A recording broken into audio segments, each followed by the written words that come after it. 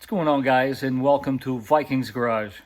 As you can see, we got my S2000 in the background, and I made a pretty bold claim on my last video. I said this was the cheapest purchased S2000 in the US, and after doing a little bit of research, I might have been a little wrong. Stay tuned and you'll find out why.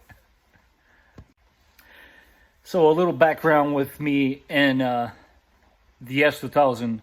I first saw this car in a showroom at a Honda dealership. I went there with my brother. He was buying a Honda Civic at the time. And while he was doing the paperwork, I was wandering around the showroom. And lo and behold, what do I see in the showroom? A silver convertible. So what do? As a young 20-year-old, I automatically hop inside of it and I start getting a feel for it, just to be kicked out by the sales guy automatically. He said, "Who gave you the permission to get in the car?" So, long story short, ever since then, I had this admiration for these cars, but from a distance.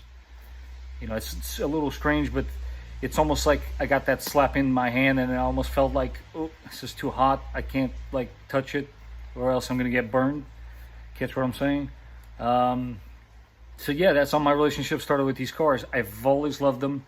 I've always wanted to have one, but it's like one of those things. How do you justify something that you technically don't need?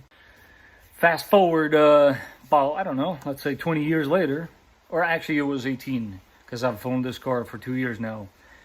Fast forward 18 years later, and a coworker of mine says to me, "Listen, man, I remember you telling me that you always wanted to buy an S2000. Well, my father is sick and tired of my brother's crap, and he wants the car out of the driveway." And I said to him, "What are you talking about?" He said, "Dude, my brother has had this Honda S2000 that he bought parked on my father's driveway for a year and a half." And I said to him, mind you, sight unseen, I did not test drive or went to look at this car in person. Yes, I'm an idiot. But that being said, I asked him, take some pictures. Let me know what you know about the car. I'm interested. Goes back, talks to the brother. They get a price, which I'm not going to tell you. You will find out at the end of the video. And they tell me how much they want for this car. Right? And what's wrong with it. Which should have been a red flag for anybody. But not me. Why would any of that scare me? So he comes back to me and he tells me everything that he knows. His brother apparently bought this car from a friend that was in need of money, and all he was told is that the car had been to several shops and it has a misfire that nobody can get rid of. Okay, I said to him, "Does the car drive? Can I drive the car? Is it drivable?" He said yes. "Does it have a soft top?" He says, "I don't know. It has a hard top, as you guys can see, but it looks like the soft top is in there." I said, "Okay, well, I want it. How much do you want for the car?" So he gives me the price, and I did not have not even a tenth of it. I ended up selling a Volkswagen Golf that I had at the time, and basically I sold my entire record collection that I had just so I could get this, including a trip to the flea market with my wife, in which we made about $100, which is irrelevant because the point is, after doing all of this, I managed to get all the money to get the car. So I bought the car from the guy, did all my testing.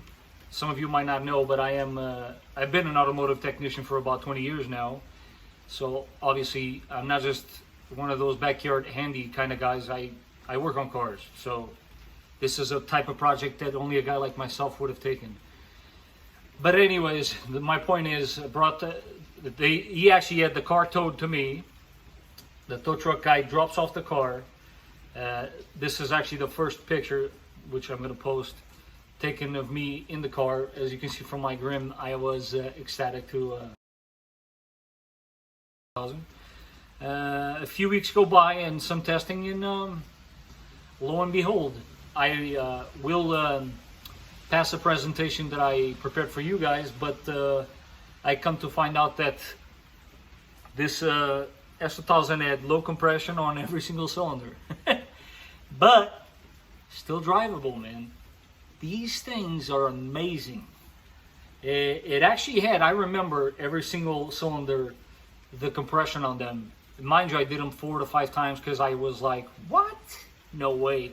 I mean, the compression on these cars normally is anywhere from 200 to 210 psi, for those of you that know about these things. But as point of reference for you to see how bad it was, cylinder 1, 135, cylinder 2, 110, that's really bad. Cylinder 3 at 150, and the best one was cylinder 4 with 180. I mean, but that's amazing. I drove this car that way for, I want to say 3,000 miles, which is pretty ridiculous. It would stall if you were on a hill sitting at a traffic light. But anyways, here's some images of some of the stuff that I had to do to it.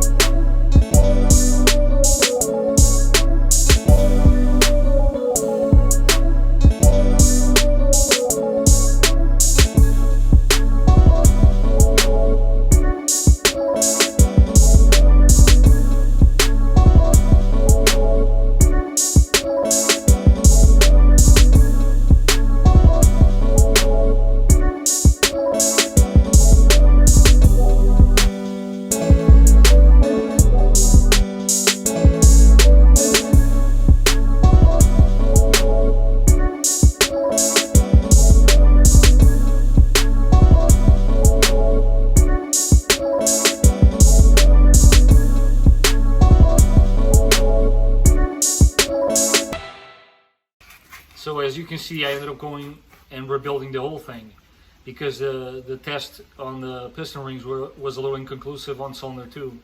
And not to mention, and I got to give this guy a huge shout out, a good friend of mine, Rob, which has a beautiful red S2000, he just so happened to have a block and some miscellaneous parts laying around. So I ended up taking that to the machine shop, getting all of that refreshed. And then I purchased a head from a different, what do you call those people?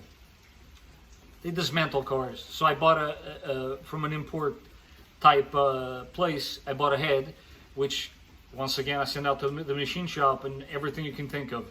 Valves, seals, retainers, the updated ones. You guys know what I'm talking about. Everything replaced. Timing chain new, tensioners, you know, all this stuff brand new, brand new. And I put it all back together, which brings us to the big picture here. So how much did I pay for this car? You see, that's a tricky one. I paid for the car $4,000.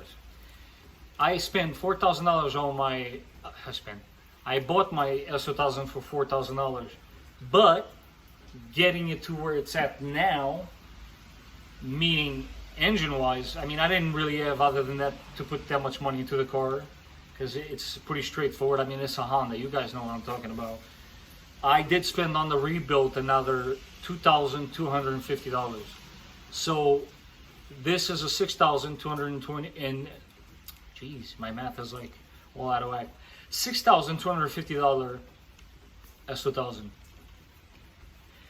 But clearly there are cheaper ones out there, because I came across a story, some guy in California that paid $2,300 for I think it was a 2000 model. Wow, dude, that's a steal. Apparently he only had like a stripped spark plug you know, threads or something like that, and it needed some cosmetic work, but that's amazing. That's cheap. Anyways, that's my story. I hope you guys enjoy it. I promise I will have a lot more content on S2000s. I will be redoing my shift knob boot, along with padding that I told you guys on the last video, and I'll show you guys on how to do that. This is stuff that you guys can do at home. It's pretty simple. It refreshes the interior a little bit, and stay tuned, subscribe, there will be tons of stuff with this car.